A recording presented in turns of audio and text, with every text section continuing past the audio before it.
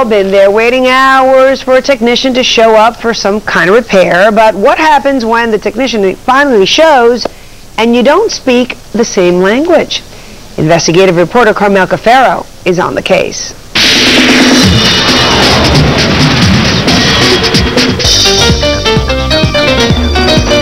South Florida is a multicultural community, and that is part of our charm. But cultures can clash. Busy dentist Dr. Sokoloff found that out when he called to have his satellite dish repaired. So I spent an afternoon waiting for a guy who came to my house. When the technician showed up, Dr. Sokoloff was relieved until he realized he would not be able to tell the tech his problem. I couldn't communicate with him and nothing got done. He doesn't speak Spanish. The technician didn't speak English.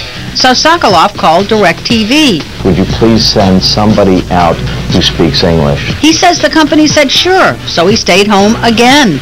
Again, a tech showed up who did not speak English. I was very frustrated because my time is valuable. Now, you don't have a problem with Spanish speakers. Not at all. But what Sakaloff did have a problem with was being unable to communicate what needed to be fixed with the person sent to fix it.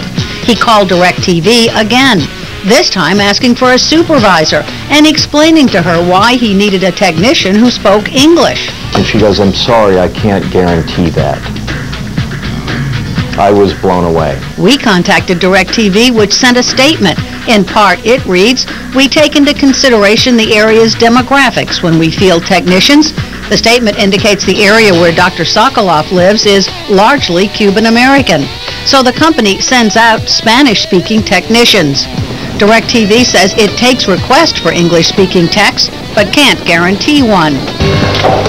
That's not good business, according to Mauro Mojica of U.S. English Incorporated. The company should assume that this is an English-speaking country. Mojica is an immigrant from Chile who heads a group pushing to make English the official language in the U.S. He says this is a classic reason why it's important. You have to be able to communicate. If I have a guy coming to my house to fix whatever, they have to assume that I will have a question. Dr. Sokoloff certainly wishes that were true. He says in America, a special request should be getting a technician who speaks Spanish, Italian, or Creole. But to have to request someone to speak English in the United States is absurd. There's a clear picture on his TV today thanks to a private repair company. But the language issue is still fuzzy, and this Spanish-only experience no doubt will touch off debate for some time to come.